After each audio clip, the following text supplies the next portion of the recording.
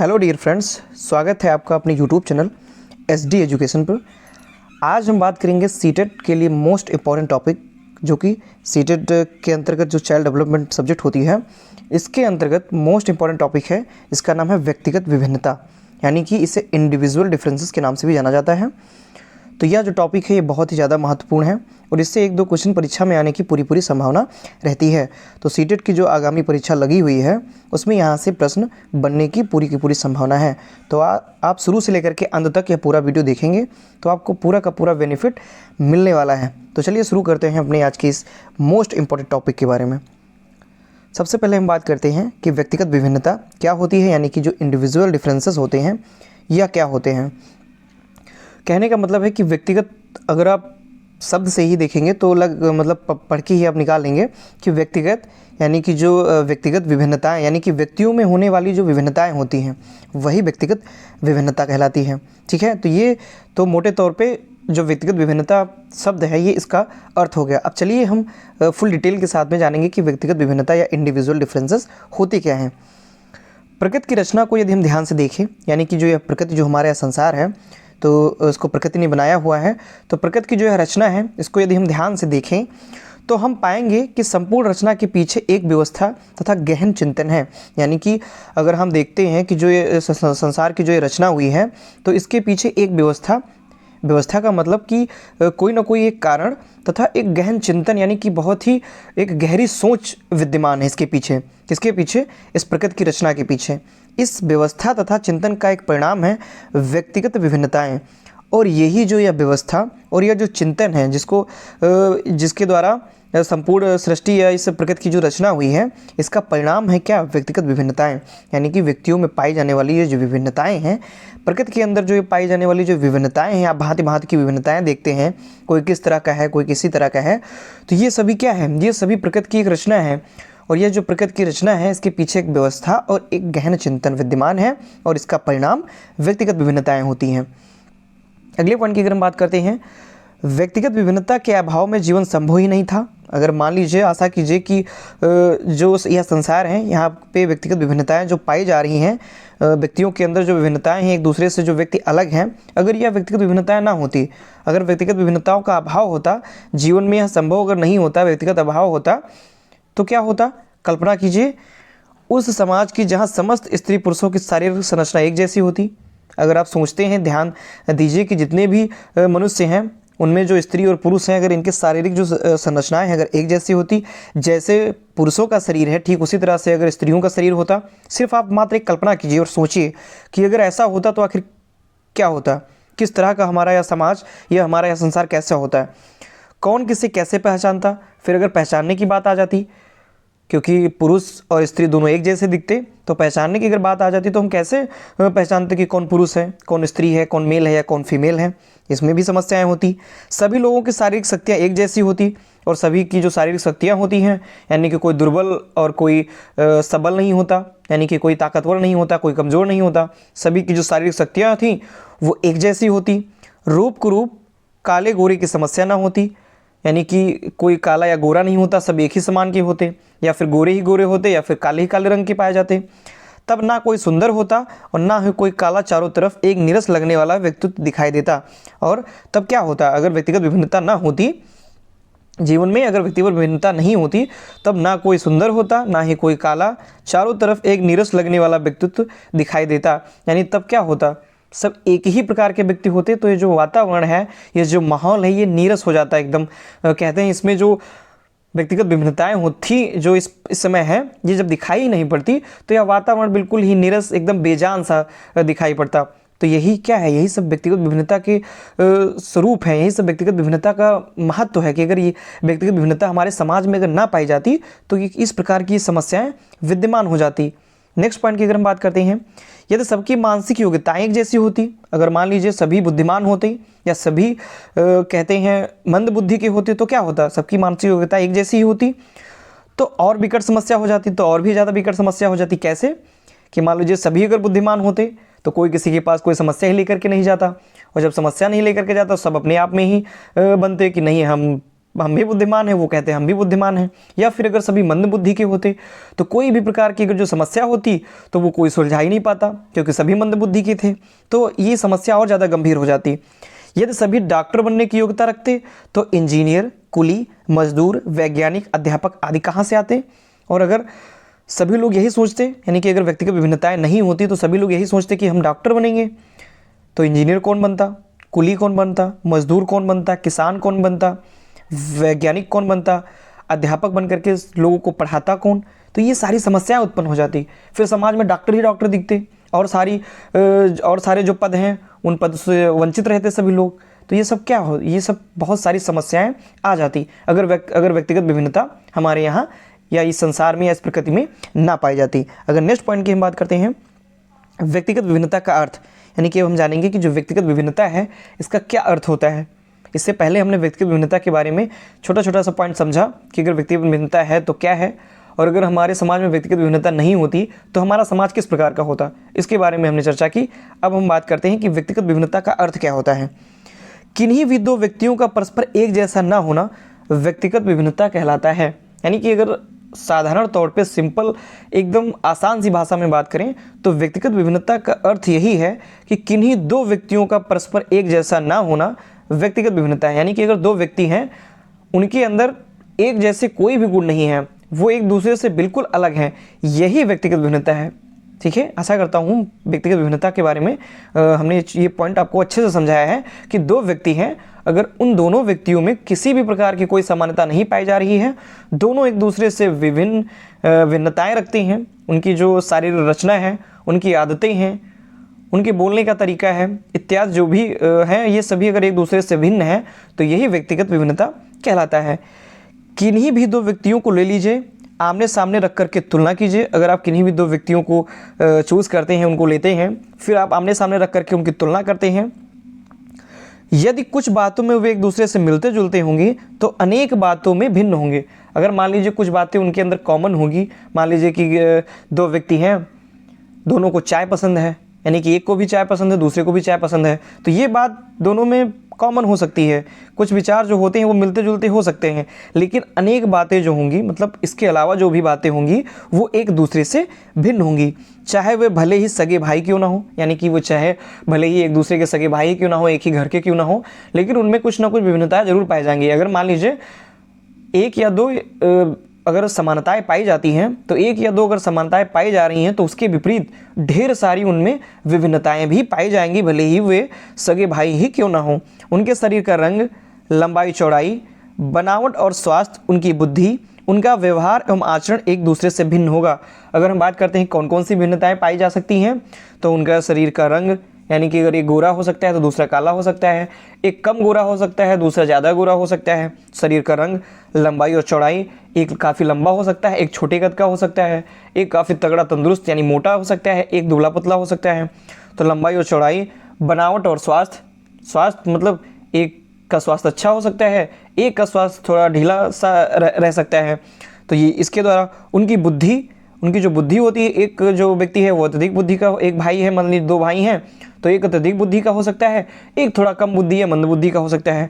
उनका व्यवहार, यानी वो व्यवहार कैसे करते हैं, एक का अच्छा व्यवहार हो सकता है। उनका आचरण, एक दूसरे का जो आचरण है वो एक का आचरण अच्छा होगा तो दूसरे का आचरण कम अच्छा हो सकता है। तो ये सब प्रकार की एक दूसरे से भिन्न होगा। इसी को वैज्ञानिकों ने, यानी कि मनोवैज्ञानिकों ने व्यक्तिगत विभिन्नता की संज्ञा दी है। यानी कि यही जो पॉइंट है, इसी को जो मनोवैज्ञानिक हैं इसी को व्यक्तिगत विभिन्नता के नाम से जानते हैं। क्यों? क्योंकि वो जो दो व्यक्ति हैं वो शरीर के रंग में, लंबाई चौड़ाई में, बनावट में, स्वास्थ्य में, बुद्धि में, अपने व्यवहार में और आचरण में एक दूसरे से भिन्न होते हैं। और इसी एक दूसरे से भिन्न होना ही, इसी को मनोवैज्ञानिकों ने व्यक्तिगत विभिन्नता की संज्ञा दी है। अगले पॉइंट की बात करते हैं, व्यक्तिगत विभिन्नता की परिभाषाएं, यानी कि व्यक्तिगत विभिन्नता की कौन कौन सी परिभाषाएं हैं, मनोवैज्ञानिकों ने अपने अनुसार कौन कौन सी परिभाषाएं प्रस्तुत की हैं और किस प्रकार से उनको परिभाषित किया है। व्यक्तिगत विभिन्नताओं को भली भांति तथा और अधिक स्पष्ट ढंग से समझने के लिए विद्वानों द्वारा प्रस्तुत की गई परिभाषाएं निम्नलिखित हैं। यानी कि व्यक्तिगत विभिन्नता को और अच्छे तरीके से जानने के लिए, उसको और अत्यधिक तरीके से और अच्छे तरीके से समझने के लिए जो विद्वान हैं या जो मनोवैज्ञानिक हैं उन्होंने भिन्न भिन्न प्रकार की परिभाषाएं दी हैं। सबसे पहले हम बात करते हैं जेम्स ट्रेवर के अनुसार। आप यहाँ पे मोस्ट इंपॉर्टेंट लगा लीजिएगा, स्टार बना लीजिए, क्योंकि परिभाषा जरूर पूछी जाती है। अगर परिभाषा पूछी जा रही है तो पूछ लेगा कि यह परिभाषा किस मनोवैज्ञानिक ने दी है, या फिर मनोवैज्ञानिक का नाम रख करके क्वेश्चन पूछ लेगा कि निम्नलिखित में से कौन सी परिभाषा इस मनोवैज्ञानिक की है। मान लीजिए जेम्स ट्रेवर हैं तो पूछ लेगा कि निम्नलिखित में से कौन सी परिभाषा जेम्स ट्रेवर की है।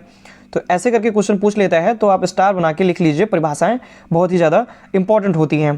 तो जेम्स ट्रेवर के अनुसार औसत समूह से मानसिक शारीरिक विशेषताओं के संदर्भ में समूह के सदस्य के रूप में विभिन्नता या अंतर को व्यक्तिगत विभिन्नता कहते हैं। यानी औसत समूह से, मान लीजिए कोई एक समूह है, वो मानसिक शारीरिक विशेषताओं के संदर्भ में, यानी कि चाहे मानसिक विशेषताएं हों या शारीरिक विशेषताएं हों, इनके द्वारा अगर उस समूह के जो सदस्य हैं, यानी कि मान लीजिए 5-6 समूह का एक सदस्य है, 5-6 जो लड़के हैं उनका एक ग्रुप है, ठीक है, तो उस ग्रुप में जो सभी लड़के हैं वो मानसिक रूप से, शारीरिक रूप से, आदतों से, किसी भी प्रकार से वो अपने जो भी ग्रुप है, जो भी समूह है, उसमें वो भिन्न होंगे, एक दूसरे से भिन्न होंगे, एक दूसरे से उनमें अंतर पाया जाएगा। यही व्यक्तिगत विभिन्नता होती है। ये ऐसा किसने बताया? ऐसा जेम्स ट्रेवर ने बताया। अगले पॉइंट की अगर हम बात करते हैं टेलर के अनुसार, एक मनोवैज्ञानिक है टेलर, इनके अनुसार इन्होंने व्यक्तिगत विभिन्नता की परिभाषा क्या दी है? शरीर के आकार और रूप, शारीरिक कार्य, गति की क्षमताओं, बुद्धि, उपलब्धि, ज्ञान, रुचियों, अभिवृत्तियों और व्यक्तित्व के लक्षणों में माप की जा सकने वाली विभिन्नताओं को ही व्यक्तिगत विभिन्नता कहती हैं। यानी कि इन्होंने क्या बताया? इन्होंने बताया कि शरीर के आकार और रूप, शारीरिक कार्य, गति की क्षमताओं, जो बुद्धि होती है, उपलब्धि, ज्ञान, जो ज्ञान अर्जित किया जा रहा होता है, उनकी जो रुचियाँ, यानी व्यक्ति जो है उनकी जो रुचियाँ क्या क्या हैं, अभिवृत्तियाँ क्या हैं, उनके व्यक्तित्व के लक्षण कैसे हैं, इत्यादि सभी जो भी है अगर उनको मापा जा सकता है तो ये मापने वाली जो विभिन्नताएं होती हैं, यानी कि इनके जो भी पॉइंट्स बताए गए हैं, इनके अलावा जो एक व्यक्ति हैं वो एक दूसरे से जो भिन्न है, विभिन्नताएं हैं एक दूसरे में, यही व्यक्तिगत विभिन्नता कहलाती है। ऐसा किसने कहा? ऐसा टेलर ने कहा। नेक्स्ट पॉइंट की बात करते हैं, अगले मनोवैज्ञानिक है स्किनर। स्किनर के अनुसार इन्होंने क्या बताया कि मापन किया जाने वाला व्यक्तित्व का प्रत्येक पहलू व्यक्तिगत विभिन्नता का अंश है। यानी कि जो व्यक्तित्व का प्रत्येक ऐसा पहलू जिसका हम मापन कर सकते हैं, यानी पर्सनालिटी जो होती है हमारी, जो हमारा व्यक्तित्व होता है, उसका मापन किया जाने वाला, यानी कि मापने वाला जो प्रत्येक पहलू होता है, वही व्यक्तिगत विभिन्नता का अंश होता है।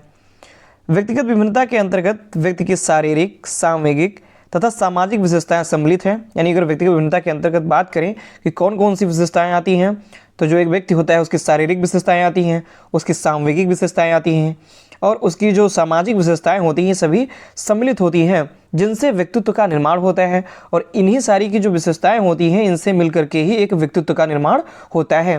प्रत्येक व्यक्ति में शारीरिक, मानसिक योग्यताएं तथा व्यक्तित्व संबंधी लक्षणों में जो विभिन्नताएं होती हैं, वही व्यक्तिगत विभिन्नता का आधार हैं। यानी कि ये जो शारीरिक विशेषताएं हो गई, मानसिक योग्यताएं हो गई, व्यक्तित्व हो गया, इनसे इनके द्वारा जो विभिन्नताएं पाई जाती हैं, यही व्यक्तिगत विभिन्नता का या व्यक्तिगत विभिन्नता का आधार होती हैं। आगे हम बात करते हैं व्यक्तिगत विभिन्नता के प्रकार या स्वरूप। यानी कि जो व्यक्तिगत विभिन्नता होती है ये कितने प्रकार की होती है, इसका स्वरूप क्या होता है, इसके बारे में हम बात करते हैं। एक व्यक्ति में दूसरे व्यक्ति से पाई जाने वाली भिन्नता अनेक क्षेत्रों में परिलक्षित होती है। यानी कि जो एक व्यक्ति होता है और जो दूसरा व्यक्ति होता है, तो उन दोनों में जो विभिन्नताएं होती हैं वो अनेक प्रकार की हो सकती हैं, अनेक क्षेत्रों में परिलक्षित होती हैं। व्यक्तियों में जिन बातों में भिन्नता पाई जाती है, उनके आधार पर व्यक्तिगत विभिन्नता के क्षेत्र निम्नलिखित हैं। और अगर दो व्यक्तियों में जो भिन्नताएं, जिन बातों के आधार पर, यानी कि जो जो भिन्नताएं पाई जा रही हैं, उनके आधार पर व्यक्तिगत विभिन्नता के जो क्षेत्र होते हैं, यानी कि जो प्रकार होते हैं, वो निम्नलिखित हैं। बात करते हैं सबसे पहले नंबर 1 शारीरिक भिन्नता। यानी कि जो व्यक्ति होते हैं उनके अंदर शारीरिक के बनावट के आधार पर भी भिन्नता पाई जाती है। तो सबसे पहला पॉइंट है शारीरिक भिन्नता। विभिन्न व्यक्ति जो होते हैं वो रंग रूप, शारीरिक बनावट, लंबाई, भार, लिंग भेद आदि में भिन्न भिन्न होते हैं। यानी कि जो व्यक्ति होते हैं, विभिन्न प्रकार के जो व्यक्ति होते हैं, आप समाज में अपने आस पड़ोस में जो व्यक्ति देखते हैं, उनके जो रंग रूप होते हैं, शारीरिक बनावट होती है, लंबाई होती है, भार, लिंग भेद आदि में जो होते हैं वो भिन्न भिन्न होते हैं। कुछ व्यक्ति लंबे होते हैं, आप सभी दैनिक जीवन में देखते होंगे, कुछ व्यक्ति लंबे होते हैं, कुछ औसत लंबाई के होते हैं तथा कुछ नाटे कद के होते हैं। यानी कुछ बहुत ज़्यादा लंबे होंगे, कुछ नॉर्मल सामान्य से होंगे, और कुछ बहुत ज़्यादा छोटे या नाटे कद के होते हैं। इसी प्रकार कुछ व्यक्ति मोटे होते हैं। इसी प्रकार अगर शारीरिक भिन्नता की बात की जाए तो कुछ व्यक्ति मोटे होंगे तथा कुछ व्यक्ति जो होते हैं वो दुबले होते हैं, कुछ व्यक्ति गोरे होते हैं तथा कुछ व्यक्ति काले होते हैं, कुछ व्यक्ति कुरूप होते हैं तथा कुछ व्यक्ति सुंदर होते हैं। तो इसके आधार पर जो व्यक्ति होते हैं उनके अंदर विभिन्न प्रकार की शारीरिक भिन्नताएं पाई जाती हैं।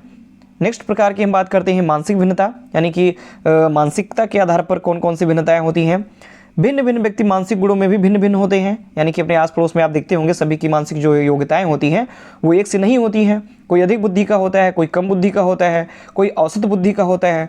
तो ये भिन्न भिन्न व्यक्ति जो होते हैं उनकी मानसिक गुणों में भी जो भिन्नताएं होती हैं वो भी भिन्न भिन्न होते हैं। बुद्धि, रुचि, स्मरण शक्ति जैसे मानसिक गुणों में आदि जैसे मानसिक जो गुण होते हैं उनमें व्यक्तियों में भेद पाया जाता है। कुछ व्यक्ति प्रतिभाशाली होते हैं, यानी कि कुछ की जो बुद्धि होती है वो अधिक तीव्र होती है, जबकि कुछ व्यक्ति मूर्ख होते हैं, यानी कुछ व्यक्ति जो होते हैं उनकी बुद्धि बहुत ही कम होती है। कुछ बालक नवीन बातों को शीघ्रता से सीख लेते हैं। कुछ ऐसे बालक भी होते हैं, कुछ ऐसे व्यक्ति होते हैं जिनको अगर एक बार में ही कुछ सिखाया जाता है तो एक बार में ही वो सीख लेते हैं, शीघ्रता से सीख लेते हैं। जबकि कुछ बालक नवीन बातों की सीखने में कठिनाई महसूस करते हैं, जबकि जो कुछ बालक या व्यक्ति होते हैं उनको किसी भी प्रकार का कोई नया कार्य सिखाया जाता है तो वो शीघ्रता से नहीं सीख पाते हैं और उसको सीखने में वो कठिनाई महसूस करते हैं। कुछ बालक एक बार सुनी बात को दीर्घ काल तक स्मरण रख सकते हैं, यानी कुछ ऐसे भी बालक होते हैं जिनको अगर एक बार में कुछ सिखा दिया जाता है, कुछ याद करा दिया जाता है तो उसको बहुत लंबे समय तक याद रखते हैं। जबकि कुछ बालक शीघ्र ही भूल जाते हैं, जबकि कुछ ऐसे भी बालक होते हैं जो बहुत जल्दी ही शीघ्र ही वो क्या करते हैं, भूल जाते हैं। आप में से भी कई लोग ऐसे होंगे जो कुछ बातें होती हैं उनको लंबे समय तक याद रखते हैं, और कुछ बातें होती हैं अगर वो पढ़ाई करते हैं तो जितनी देर पढ़ते हैं उतनी देर याद उनको रहता है, फिर वो जा करके भूल जाते हैं। तो ये क्या होती है, ये मानसिक भिन्नताएं होती हैं। कुछ बालक हैं वो एक बार में ही याद किए, लंबे समय तक याद रहा। कुछ बालक हैं जो एक समय में याद किए, याद ही नहीं कर पाए, और जो भी अगर हल्का फुल्का याद भी हुआ तो वो लंबे समय तक याद नहीं होता है, शीघ्र ही वे भूल जाते हैं। तो ये सभी मानसिक भिन्नताएं होती हैं। अगले पॉइंट की अगर हम बात करते हैं संवेगात्मक भिन्नता, यानी कि संवेगात्मक भिन्नता क्या होती है। प्रत्येक व्यक्ति का संवेगात्मक विकास अलग अलग रूपों में होता है, यानी कि जो प्रत्येक व्यक्ति होते हैं उनका जो संवेगात्मक विकास होता है, संवेगात्मक विकास का मतलब इमोशनल डिफरेंसेस, संवेगात्मक भिन्नता जो होती है यानी कि इमोशनल डिफरेंसेस, तो उनका जो संवेगात्मक विकास होता है, इमोशनली जो डेवलपमेंट होता है वो अलग अलग रूप में होता है।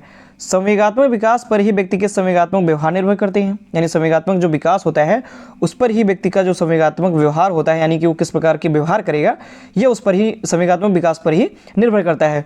कुछ व्यक्ति संवेगों के कारण ही बड़ी जल्दी क्रोधित हो जाते हैं। अगर किसी व्यक्ति के अंदर क्रोध करने की जो क्षमता होती है वो अधिक होती है, उनका जो क्रोध वाला जो संवेग होता है वो अगर अधिक विकसित है तो वो बहुत जल्दी ही क्रोधित हो जाते हैं या शीघ्र ही भयभीत हो जाते हैं। कुछ व्यक्तियों के व्यवहार बड़े अस्थिर होते हैं तो कुछ व्यक्तियों के व्यवहार सुनिश्चित होते हैं। यह सब संवेगात्मक भिन्नताओं के कारण ही होता है। यानी कि संवेगात्मक भिन्नता का मतलब क्या होता है कि कुछ व्यक्ति ऐसे होते हैं जो बहुत अधिक जल्दी उनके अंदर संवेग, क्रोध वाला जो संवेग होता है वो हावी हो जाता है तो बहुत जल्दी वे क्रोधित हो जाते हैं, और कुछ जो होते हैं वो जल्दी भयभीत हो जाते हैं। कुछ जो होते हैं व्यक्ति ऐसे होते हैं जो किसी भी कार्य को करने के लिए उनके अंदर क्या करते हैं, तत्परता पाई जाती है। कुछ जो होते हैं वो कार्य को टाल मटोल करते रहते हैं। तो ये सभी संवेगात्मक जो भिन्नताएं होती हैं ये सभी व्यक्तियों के अंदर अलग अलग होती है। कुछ के अंदर प्रेम भाव जो होता है वो अधिक पाया जाता है, कुछ के अंदर दुष्टता का प्रभाव ज़्यादा अधिक रहता है। तो ये सभी संवेगात्मक भिन्नताएं होती हैं जो अलग अलग व्यक्तियों में हमको देखने को मिलती हैं। नेक्स्ट पॉइंट की अगर हम बात करते हैं चारित्रिक भिन्नता, यानी कि जो चारित्रिक भिन्नता होती है वो क्या होती है, तो लोगों के चरित्र में भी भिन्नता पाई जाती है। आप देखते ही होंगे बहुत से लोग होते हैं उनके जो चारित्रिक विकास होता है वो अलग अलग होता है। तो जो लोग होते हैं, जो व्यक्ति होते हैं, उनमें चरित्र में भी भिन्नताएं पाई जाती हैं। सर्वगुण संपन्न होते हुए भी चरित्र से गिरा हुआ व्यक्ति दूध में पड़ी मक्खी की भांति निकालकर समाज से बाहर फेंक दिया जाता है। मतलब कि कहने का मतलब यह है कि अगर आप सर्वगुण संपन्न हैं, यानी कि आपके पास सब कुछ है, ऐशो आराम है, पैसा है, शोहरत है, हर चीज़ आपके अंदर है, लेकिन आपका जो चरित्र है वो आपका सही नहीं है, आपका चरित्र जो है वो गिरा हुआ है, तो आप हर जगह पर आप नकारे जाएंगे, आपका कहीं भी सम्मान नहीं होगा। तो क्या कहते हैं, दूध में पड़ी मक्खी की भांति आपको निकालकर समाज से बाहर फेंक दिया जाएगा। मनुष्य के कार्य एवं व्यवहार से उसके चरित्र का मूल्यांकन होता है, यानी आप जिस प्रकार के कार्य करते हैं, आपका जो व्यवहार होता है, आपका जिस प्रकार का व्यवहार होता है उसके अनुसार ही आपके चरित्र का मूल्यांकन किया जाएगा। अगर आप अच्छा व्यवहार करते हैं, आप अच्छे कार्य करते हैं तो आपका चरित्र अच्छा माना जाएगा, लेकिन अगर आपका अच्छा व्यवहार नहीं है, आपके कार्य अच्छे नहीं हैं, तो आपका जो चरित्र होगा वो अच्छा नहीं माना जाएगा। तो आपके कार्य एवं व्यवहार के आधार पर ही चरित्र का मूल्यांकन तय होता है। प्रत्येक व्यक्ति का कार्य एवं व्यवहार एक दूसरे से भिन्न होता है और प्रत्येक जो व्यक्ति होते हैं उनका जो कार्य होता है और जो व्यवहार होता है एक दूसरे से भिन्न होता है। अतः चरित्र में भी भिन्नता आ जाती है। क्यों? क्योंकि कुछ लोग होते हैं वो अच्छे कार्य करते हैं तो उनका जो चरित्र होता है वो अच्छा होता है, कुछ लोग बुरे कार्य करते हैं तो उनका जो चरित्र होता है वो बुरा होता है। तो इस प्रकार चरित्र में भी भिन्नता आ जाती है। नेक्स्ट पॉइंट की अगर हम बात करते हैं रुचि में भी भिन्नता, आप देखते ही होंगे, आप अपने ही घर में देख सकते हैं कि रुचियों में विभिन्नताएं पाई जाती हैं। आपको कुछ और चीज़ पसंद है, आपके परिवार वालों को कुछ और ही चीज़ पसंद होती है। तो ये क्या होती है? ये रुचि में भिन्नता होती है। मान लीजिए आप उदाहरण स्वरूप मान लीजिए आपकी शादी तय करनी है, तो जो लड़की देखने के लिए गए तो आपको वो लड़की नहीं पसंद है, आपको उसमें रुचि नहीं है, लेकिन आपके जो परिवार वाले हैं उनको पसंद है, उनको रुचि है। तो क्या होती है? आप दोनों में ये भिन्नता पाई जा रही है कि नहीं पाई जा रही है? आपको लड़की नहीं पसंद है, आप उससे शादी नहीं करना चाह रहे हैं, बल्कि इसके विपरीत जो आपके परिवार वाले हैं, आपके माता पिता हैं, भाई बहन हैं, तो वो क्या कर रहे हैं? वो कह रहे हैं नहीं लड़की अच्छी है और हमको पसंद आई है तो शादी इसी से की जानी चाहिए। तो ये आप दोनों में क्या हो, रुचि में भिन्नता ही तो पाई जा रही है। तो इसी प्रकार से रुचि में भिन्नता होती है। तो रुचि की दृष्टि से व्यक्तियों में कभी कभी आश्चर्यजनक भिन्नताएं देखने को मिलती हैं। आश्चर्यजनक, जैसे मैंने अभी उदाहरण बताया शादी वाला, तो रुचि के दृष्टि से व्यक्तियों में आश्चर्यजनक भिन्नताएं देखने को मिलती हैं। किसी को संगीत में, कोई जो होता है उसको संगीत में रुचि होती है। किसी को चित्रकला में, कोई चित्रकला बनाने में यानी कि आर्ट बनाने में बहुत ज़्यादा माहिर होता है। किसी को खेल में, कोई जो होता है वो खेल में बहुत माहिर होता है, जैसे सचिन तेंदुलकर जैसे, विराट कोहली जैसे बनना चाहता है कोई, तो वो उसकी रुचि होती है खेल में। तो किसी को खेल में रुचि होती है और किसी को वार्तालाप में रुचि होती है। कोई जो होता है उसको बहुत ज़्यादा वार्तालाप करने में, बातें करने में आनंद की अनुभूति होती है, इसमें ही रुचि होती है। प्रत्येक व्यक्ति की रुचि में आयु की वृद्धि के साथ साथ परिवर्तन होता जाता है। और जो प्रत्येक व्यक्ति होता है तो उसकी जो रुचियाँ होती हैं उसकी आयु में जैसे जैसे वृद्धि होती जाएगी वैसे वैसे उसकी रुचियों में परिवर्तन भी आता जाता है। क्यों? क्योंकि आप जब छोटे थे तो आपको किसी और चीज़ों में रुचि होती थी, आपको खिलौनों में रुचि होती थी, आप खिलौने खेलते थे। लेकिन आप जैसे जैसे धीरे धीरे बढ़ते गए तो आपको खिलौनों से रुचि हटती गई, आप किसी और कार्य के प्रति आपको रुचि होने लगी। तो इस प्रकार जैसे जैसे आयु की वृद्धि होती जाती है, जैसे जैसे आयु बढ़ती जाती है, तो रुचियों में भी परिवर्तन देखने को मिलता है। फिर अगला पॉइंट है व्यक्तित्व संबंधी भिन्नता, यानी कि जो व्यक्ति होते हैं उनके जो व्यक्तित्व यानी पर्सनालिटी के स्वरूप भिन्नताएं भी पाई जाती हैं। तो विभिन्न व्यक्तियों का व्यक्तित्व भी भिन्न भिन्न होता है। कुछ व्यक्ति अंतर्मुखी होते हैं, यानी कि कुछ व्यक्ति होते हैं वो अंतर्मुखी होते हैं, लोगों से ज़्यादा बातचीत करना पसंद नहीं करते हैं। और कुछ व्यक्ति जो होते हैं वो बहिर्मुखी होते हैं, यानी कि लोगों से मिलना जुलना, बातें करना उनको काफ़ी ज़्यादा पसंद होता है। तो इस प्रकार जबकि कुछ व्यक्ति जो होते हैं वो उदार व कठोर होते हैं, और कुछ व्यक्ति कैसे होते हैं? उदार स्वरूप के होते हैं, और कुछ व्यक्ति होते हैं वो कठोर हृदय वाले होते हैं। तो इस प्रकार भी व्यक्तित्व संबंधी भिन्नताएं पाई जाती हैं। नेक्स्ट पॉइंट की अगर हम बात करते हैं व्यक्ति भिन्नता के कारण, यानी कि जो व्यक्ति भिन्नताएं होती हैं उनमें क्या क्या कारण होते हैं, किस कारण से व्यक्ति भिन्नताएं पाई जाती हैं। तो मनोवैज्ञानिकों ने व्यक्ति भिन्नता के लिए अनेक कारणों को उत्तरदायी माना है। यानी जो मनोवैज्ञानिक हैं उन्होंने अनेक कारण बताए हैं व्यक्ति भिन्नता के लिए, जिनमें से कुछ प्रमुख निम्नलिखित हैं, जिनके बारे में हम चर्चा करेंगे, फुल डिटेल के साथ में चर्चा करेंगे।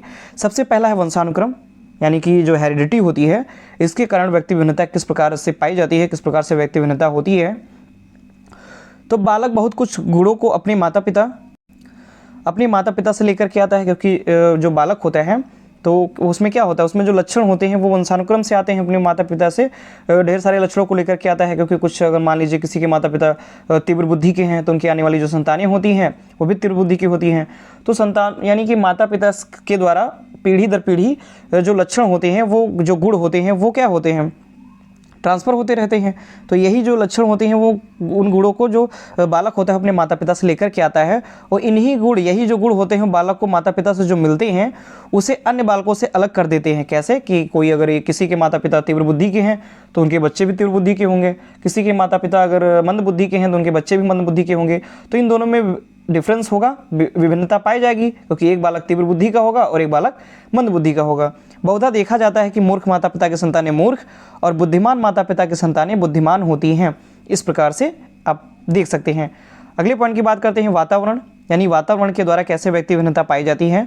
तो व्यक्ति के व्यक्तित्व के निर्माण का श्रेय वातावरण को दिया जाता है। क्यों? क्योंकि कहा भी जाता है कि अगर अच्छे वातावरण में जो व्यक्ति रहता है तो उसका विकास अच्छा होता है, और अगर अच्छे वातावरण में नहीं रहता है, गंदे माहौल में रहता है, गंदे वातावरण में रहता है, तो उसी प्रकार से उसका विकास होता है। जैसे मान लीजिए कोई एक बालक है जो बहुत ही अच्छे वातावरण में रह रहा हो, यानी कि उसके आसपास शिक्षित लोग हों, डॉक्टर, इंजीनियर्स इत्यादि व्यक्ति अगर पाए जा रहे हैं, तो उसका जो विकास होगा ठीक उसी प्रकार से होगा, और आगे चल करके वह भी उन्हीं जैसा एक अच्छे व्यक्तित्व वाला व्यक्ति बनेगा। और जब उसके विपरीत अगर कोई एक ऐसा लड़का है, एक ऐसा बालक है जिसको आप गंदे वातावरण में जहाँ चोरी होती है और जहाँ का वातावरण समाज अच्छा नहीं है, अगर वहाँ पे वहाँ के वातावरण में उसका अगर पालन पोषण हो रहा है तो वो भी उसी के अनुसार जो वहाँ के आसपास के जो लोग हैं उनके जैसा ही चोर और उनके जैसे ही वो कार्यों को करेगा। तो इस प्रकार जो वातावरण होता है किसी भी बालक के व्यक्तित्व के निर्माण में महत्वपूर्ण भूमिका निभाता है। जिस व्यक्ति को जैसा वातावरण में मिलता है, जैसा कि हमने बात की कि जिस व्यक्ति को जैसा वातावरण मिलता है उसके व्यक्तित्व का निर्माण भी उसी ढंग का होता है। जिस देश का भौतिक वातावरण गर्म होता है उस देश के लोग आलसी, अस्वस्थ और काले होते हैं। मान लीजिए कोई ऐसा देश है जहाँ का जो वातावरण है वो गर्म है, तो वहाँ के जो लोग होंगे, उस देश के जो लोग होंगे वो आलसी होंगे, अस्वस्थ होंगे और काले होंगे। इसके विपरीत जिस देश का भौतिक वातावरण ठंडा होता है उस देश के लोग परिश्रमी और बुद्धिमान होते हैं। जैसे कि अगर यूरोप की तरफ के कंट्रीज की अगर बात करें तो वहाँ का जो वातावरण होता है वो ठंडा होता है, बर्फबारी होती रहती है, ठंडा माहौल रहता है, मौसम ठंडा रहता है, तो वहाँ के जो लोग होते हैं वो अधिक परिश्रमी होंगे, अधिक बुद्धिमान होंगे। और जबकि गर्म वातावरण के जो देश के जो निवासी होंगे वो आलसी, काम करने में उनका मन नहीं लगेगा, अस्वस्थ रहेंगे और काले रंग के होते हैं। नेक्स्ट पॉइंट की बात करते हैं आयु या एज, यानी कि जो आयु होती है यह भी व्यक्ति विभिन्नता का एक महत्वपूर्ण कारण होती है। तो व्यक्ति का शारीरिक, मानसिक एवं संवेगात्मक विकास आयु के ऊपर निर्भर करता है। यानी कि जैसे जैसे व्यक्ति की जो आयु होती है वो बढ़ती जाती है, ठीक उसी प्रकार से उसका शारीरिक विकास, उसका मानसिक विकास और संवेगात्मक विकास भी बदलता जाता है। आयु एक ही व्यक्ति की विभिन्नता अवस्थाओं में भेद ला सकती है, क्योंकि जो आयु होती है वो एक ही व्यक्ति की जो अवस्थाएं होती है उनमें भी भेद लाती है। कैसे? मान लीजिए कि कोई एक बालक है, अगर वो बचपन में कैसा था, फिर धीरे धीरे जब वो बड़ा हुआ तो वो कैसा हुआ, तो उसके बचपन से और जब वो बड़ा हुआ है, युवा अवस्था में आया है, तो उसमें विभिन्न प्रकार की क्या कहते हैं विभिन्नताएं देखने को मिलेंगी। जब छोटा था तो उसकी रुचियां या उसका जो उसका शरीर था वो दूसरा था, लेकिन जैसे जैसे बड़ा होता गया तो उसके शरीर का विकास भी होता चला गया, वो हष्टपुष्ट शरीर हो गया उसका, ठीक है, और दाढ़ी मूछें आ गई, उसकी आवाज़ में भारीपन हुआ, तो इत्यादि क्या होती है विभिन्नताएं पाई जाती हैं। एक 12 वर्ष की बालिका 17 वर्ष की उम्र में पहले से बहुत भिन्न हो जाती है। मान लीजिए कि एक 12 वर्ष की बालिका है और एक 17 वर्ष की बालिका है, तो उन दोनों में विभिन्न प्रकार की विभिन्नताएं हमको देखने को मिलती हैं। बालक बालिकाओं में परिपक्वता के साथ परिपक्वता आयु के साथ ही आती है। जो बालक और बालिकाएं होती हैं उनमें जो परिपक्वता होती है वह भी आयु के साथ ही आती है। इस प्रकार जो जो आयु बढ़ती जाती है त्यों त्यों परिपक्वता के कारण परिवर्तन आता जाता है। इस प्रकार जो बालक होता है या बालिकाएं होती हैं वो जैसे जैसे आयु उनकी बढ़ती जाती है वैसे वैसे ही उनमें परिपक्वता आती जाती है। मान लीजिए जैसे कि एक छोटा बालक है 2-3-4 साल का, फिर धीरे धीरे वो बढ़ता जाएगा तो उसके शरीर की जो अंग होंगे उनमें परिवर्तन आता जाएगा, उसकी आवाज़ में भारीपन हो जाएगा, दाढ़ी मूछें निकल आएंगी, उसका जो शरीर होगा वो सुडौल हो जाएगा, इत्यादि शारीरिक परिवर्तन हो जाते हैं। आप यहाँ पे देख सकते हैं जैसे जैसे बालक बढ़ता जाता है उसके शरीर में विभिन्न प्रकार की विभिन्नताएँ या परिवर्तन आते हैं। बुद्धि, बात करते हैं बुद्धि की। जो बुद्धि होती है यानी कि जो इंटेलिजेंस होती है यह भी व्यक्ति विभिन्नता का एक प्रमुख कारण होती है। विश्व के समस्त प्राणियों में मनुष्य बुद्धि के कारण ही सर्वश्रेष्ठ माना जाता है। बुद्धि व्यक्तिगत भिन्नता का अत्यंत महत्वपूर्ण पहलू है, क्योंकि बुद्धि के द्वारा भी व्यक्तियों में विभिन्नताएं पाई जाती हैं। बुद्धि जन्मजात होती है, ये मोस्ट इंपॉर्टेंट लाइन है। यहाँ से क्वेश्चन पूछ लिया जाता है कि बुद्धि क्या होती है, जन्मजात होती है, अर्जित होती है, इत्यादि के द्वारा पूछ लिया जाता है। तो बुद्धि जन्मजात होती है। मानव के प्रत्येक कार्य में व्यवहार को सफल और असफल बनाने का सबसे बड़ा श्रेय बुद्धि को ही है। यानी कि जो एक मानव होता है या जो व्यक्ति होता है वो जिस प्रकार से कार्य कर रहा है उसका जो व्यवहार है तो उसको सफल होने या असफल होने में बुद्धि बहुत ही महत्वपूर्ण भूमिका निभाती है। क्योंकि अगर अधिक तीव्र वाला बुद्धि वाला बालक होगा तो वो जो सारे कार्य होगा उनमें वो सफल होगा। अगर तीव्र बुद्धि नहीं है, मंद बुद्धि का है, तो वो अपने कार्य में असफल होगा या उन कार्यों को वो बार बार करने का प्रयास करेगा। बुद्धि प्रकृति प्रदत्त होती है या सब में बराबर नहीं रहती। सिंपल सी बात है, जो बुद्धि होती है वो सभी में बराबर नहीं रहती है। किसी में तीव्र बुद्धि पाई जाती है, किसी में कम बुद्धि पाई जाती है, कोई औसत बुद्धि का होता है। तो इस प्रकार जो बुद्धि होती है वो सभी में बराबर नहीं होती है। कोई मूर्ख होता है तो कोई साधारण बुद्धि वाला और कोई प्रखर बुद्धि वाला होता है। इस प्रकार व्यक्ति में भिन्नता लाने का एक बहुत बड़ा कारण बुद्धि भी है। यानी कि इस प्रकार से जो बुद्धि होती है वो लोगों में अलग अलग प्रकार की होती है। तो इस प्रकार बुद्धि लोगों में विभिन्नता पैदा करती है। नेक्स्ट पॉइंट की अगर हम बात करते हैं आर्थिक स्थिति, यानी कि जो आर्थिक स्थिति होती है वह भी व्यक्ति की विभिन्नता का प्रमुख कारण होती है। आज के वैज्ञानिक युग में मानव की प्रत्येक आवश्यकताओं की पूर्ति के लिए धन की आवश्यकता होती है। क्योंकि आज का वर्तमान युग है, किसी भी प्रकार का आप हम कार्य करते हैं या कोई भी प्रकार की आप वस्तु का खरीदते हैं या कोई भी कार्य करते हैं तो उसमें आपको धन की बहुत ज़्यादा आवश्यकता पड़ती है।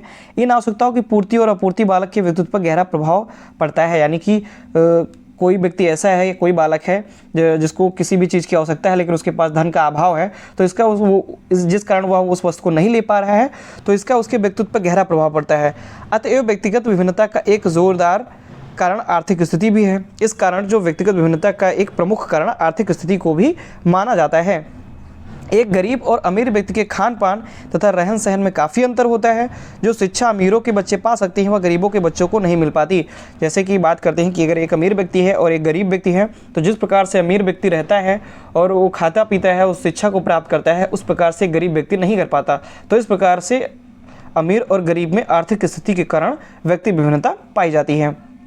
आगे बात करते हैं लिंग भेद, यानी कि जो बात करते हैं सेक्स डिफरेंसेस, इसके द्वारा भी व्यक्ति भिन्नता पाई जाती है। लिंग भेद के कारण शारीरिक और मानसिक सभी क्षेत्रों में भेद आ जाता है। यानी कि लिंग भेद के कारण कोई बालक है या बालिका है तो उसका शारीरिक और उसका मानसिक इन सभी क्षेत्रों में विभिन्नता आ जाती है। बालकों की अपेक्षा बालिकाओं का शारीरिक विकास 2 वर्ष पहले हो जाता है। अगर हम बात करें बालक या बालिकाओं में, तो जो बालिकाओं का विकास होता है वो बालकों से 2 वर्ष पहले हो जाता है। 14 वर्ष की आयु में बालिकाएं बालकों से भारी और लंबी हो जाती हैं और 14 वर्ष तक आते आते जो बालिकाएं होती हैं वो बालकों से भारी और लंबी हो जाती हैं।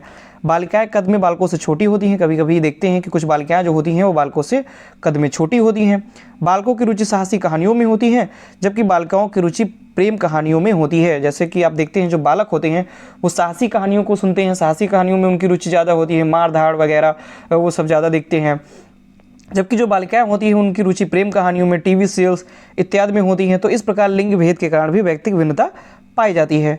अगले पॉइंट की अगर हम बात करते हैं शिक्षा यानी कि एजुकेशन, शिक्षा के द्वारा भी व्यक्ति भिन्नता पाई जाती है। तो शिक्षा भी व्यक्ति भिन्नता का मूल कारण है। एक शिक्षित व्यक्ति एक अशिक्षित व्यक्ति से एक नहीं अनेक रूपों में भिन्न होता है। अगर आप दैनिक जीवन में भी देखें, अगर आप एक शिक्षित व्यक्ति से बात करें और एक अशिक्षित व्यक्ति से बात करें तो आप खुद ही अंतर कर पाएंगे कि शिक्षित व्यक्ति का व्यवहार कैसा है, शिक्षित व्यक्ति कैसे बात कर रहा है, और एक अशिक्षित व्यक्ति का व्यवहार कैसा है, वो कैसे बात करता है, उसका बात करने का ढंग कैसा है। तो इस प्रकार से शिक्षित और अशिक्षित यानी शिक्षा के आधार पर भी व्यक्ति विभिन्नता देख सकते हैं। दोनों का खान पान, आचरण और व्यवहार में पर्याप्त विभेद होता है। यानी कि एक शिक्षित और अशिक्षित व्यक्ति में खाने पीने के ढंग के अलावा के अलावा भी आचरण और व्यवहार में भी पर्याप्त भेद होता है। यही दशा एक शिक्षित और अधिक शिक्षित व्यक्ति के बीच में भी होती है। यही दशा यानी कि ये जो अंतर है वो सिर्फ अशिक्षित और शिक्षित व्यक्ति में ही नहीं, एक नॉर्मल शिक्षित और एक अधिक शिक्षित व्यक्ति में भी हो सकती है। अगले पॉइंट की अगर हम बात करते हैं स्वास्थ्य यानी कि हेल्थ, जो स्वास्थ्य होता है वो भी व्यक्ति भिन्नता का महत्वपूर्ण कारण होता है। शारीरिक स्वास्थ्य के कारण भी व्यक्ति भिन्नता पाई जाती है। कुछ लोग स्वस्थ हष्टपुष्ट, कुछ साधारण तथा कुछ दुर्बल होते हैं। यानी कुछ लोग ऐसे होते हैं जो हष्टपुष्ट होते हैं, कुछ साधारण स्वास्थ्य वाले होते हैं और कुछ बहुत ही दुर्बल और कमज़ोर होते हैं। इसलिए इसमें शारीरिक शक्ति, कार्य क्षमता में विभिन्नता पाई जाती है। क्योंकि अगर एक हष्टपुष्ट व्यक्ति है तो उसके कार्य करने की जो शक्ति होगी, कार्य करने की जो क्षमता होगी वो अधिक होगी, जबकि दुर्बल व्यक्ति जो होंगे उनमें कार्य करने की क्षमता कम पाई जाएगी। शारीरिक स्वास्थ्य का मानसिक स्वास्थ्य से भी संबंध होता है और शारीरिक स्वास्थ्य का जो संबंध है वो मानसिक स्वास्थ्य से भी होता है, क्योंकि कहा भी गया है स्वस्थ शरीर में स्वस्थ मस्तिष्क का निवास होता है। तो अगर शारीरिक स्वास्थ्य अच्छा है तो मानसिक स्वास्थ्य भी अच्छा होता है। पूर्ण स्वस्थ और अस्वस्थ व्यक्ति में बहुत अंतर दिखाई देता है। इस प्रकार स्वास्थ्य भी व्यक्तिगत भिन्नता का प्रमुख कारण है। अगर एक पूर्ण स्वस्थ व्यक्ति है और एक अस्वस्थ व्यक्ति है तो इन दोनों में भी बहुत ज़्यादा अंतर पाया जाता है। तो इस प्रकार जो स्वास्थ्य होता है वह भी व्यक्तिगत भिन्नता का प्रमुख कारण है। फिर बात करते हैं व्यक्ति भिन्नता एवं शिक्षा के बारे में, यानी कि जो व्यक्ति भिन्नता होती है इसकी शिक्षा किस प्रकार से हो सकती है। तो मनोविज्ञान शिक्षा का प्रमुख आधार है। यानी शिक्षा का अगर प्रमुख आधार कौन सा है, मनोविज्ञान है। आज शिक्षा बाल केंद्रित बन गई है। अगर आज की बात करें, मोस्ट इंपॉर्टेंट लाइन है कि शिक्षा कैसी है, तो शिक्षा शिक्षक केंद्रित ना होकर के बाल केंद्रित है। तो आज शिक्षा बाल केंद्रित बन गई है। शिक्षा की 3 धुरी अध्यापक, विषय और छात्र होते हैं। में से छात्रों को ही सबसे अधिक प्रमुखता प्रदान की जाती है और इन 3 ध्रुवों में यानी अध्यापक, विषय और छात्र में सबसे ज़्यादा प्रमुखता और सबसे इंपॉर्टेंस छात्र को दिया जाता है। मनोविज्ञान ने शिक्षा के हर अंग व स्वरूप को बदल दिया है। मनोविज्ञान के द्वारा शिक्षा में बहुत सारे बदलाव भी आए हैं। आधुनिक शिक्षा शास्त्रियों और मनोवैज्ञानिकों के लिए बालकों की व्यक्ति भिन्नता का सर्वाधिक महत्व है और जो आधुनिक शिक्षा शास्त्री हैं और मनोवैज्ञानिक हैं उनको बालकों की जो व्यक्ति भिन्नताएँ होती हैं इनका बहुत ज़्यादा महत्व रहता है। नेक्स्ट पॉइंट की अगर हम बात करते हैं, वास्तव में जैसा कि जे.एम. रॉस ने लिखा है, जे.एम. रॉस ने एक कथन दिया है कि व्यक्तिक भेद के सिद्धांत ने शिक्षण से संबंधित शैक्षिक सिद्धांत को बहुत अधिक प्रभावित किया है। यानी शिक्षण से संबंधित जो शैक्षिक सिद्धांत हैं उनको बहुत अधिक क्या दिया है, प्रभावित किया है। किसने? व्यक्तिक विभिन्नता ने। ये मोस्ट इंपॉर्टेंट कथन है, आप इसको देख लीजिएगा, ये जे.एम. राइस ने लिखा है। आगे हम बात करते हैं व्यक्तिगत विभिन्नता को दृष्टिगत रखते हुए निम्नलिखित शीर्षकों पर ध्यान देना महत्वपूर्ण है। यानी कि इसके अंतर्गत निम्नलिखित महत्वपूर्ण शीर्षक आ जाते हैं, जैसे कक्षा का सीमित आकार, यानी कि जो बालक होते हैं, जो क्लासें होती हैं, उनका आकार कैसा होना चाहिए, उनका जो आकार है वो सीमित होना चाहिए। छात्र जो होते हैं उनकी संख्या जो होती है वो ना ज़्यादा अधिक होनी चाहिए, ना ही ज़्यादा कम होनी चाहिए। दूसरा है छात्रों का वर्गीकरण, यानी छात्रों का वर्गीकरण कह सकते हैं कि प्रत्येक कक्षा के बालकों को उनकी व्यक्तिगत विभिन्नता के आधार पर सजातीय समूह में विभाजित करना चाहिए, यानी कि उनकी जो व्यक्तिगत विभिन्नता है उनके आधार पर छात्रों का वर्गीकरण किया जाना चाहिए, जैसे कि मानसिक आयु के आधार पर, शारीरिक प्रबलता के आधार पर, संवेगात्मक आधार पर इत्यादि के द्वारा उनका विभाजन किया जाना चाहिए और छात्रों का वर्गीकरण किया जाना चाहिए। फिर अगला है पाठ्यक्रम में विभिन्नता, यानी कि पाठ्यक्रम में विभिन्नता भी आप रख सकते हैं। पाठ्यक्रम की विभिन्नता, मान लीजिए जैसे कोई बालक है, उन बालकों की रुचियों के आधार पर, बालकों बालिकाओं की रुचि के आधार पर, बौद्धिक स्तर के आधार पर, अभिवृत्तियों के आधार पर इत्यादि आवश्यकताओं को ध्यान में रख करके ही पाठ्यक्रम का निर्माण करना चाहिए। फिर बात करते हैं शिक्षण विधियों की। शिक्षण विधियों की यानी शिक्षा विधियाँ कैसी होनी चाहिए, तो व्यक्तिगत विभिन्नताओं के आधार पर ही कक्षा के समस्त छात्रों की जो शिक्षण विधियाँ हैं उसी प्रकार की शिक्षण विधियों का उपयोग करना चाहिए, ताकि जो बालक है उनको अधिक से अधिक समझ में आए और ये जो शिक्षण विधियाँ हैं उनके व्यक्तिगत विभिन्नता के आधार पर ही होनी चाहिए। तो ये था आज का हमारा मोस्ट इंपॉर्टेंट टॉपिक, जिसको जो टॉपिक था व्यक्ति विभिन्नता यानी कि इंडिविजुअल डिफरेंसेस। इसको हमने बहुत ही आसानी से और बहुत ही सरलता के साथ, फुल डिटेल के साथ इसको समझने का प्रयास किया। अगर आपको समझ में आया है तो यह वीडियो आप प्लीज़ लाइक करें और अपने दोस्तों के साथ अधिक से अधिक शेयर करें। तो यह जो इंडिविजुअल डिफरेंसेस का जो टॉपिक है यह सीटेट के लिए बहुत ही ज़्यादा महत्वपूर्ण है और बहुत ही आसानी से हमने समझने का प्रयास किया। तो अगर आपको यह वीडियो पसंद आई है तो प्लीज़ वीडियो को लाइक करें, दोस्तों के साथ अधिक से अधिक शेयर करें और हमारे चैनल को सब्सक्राइब करें। धन्यवाद।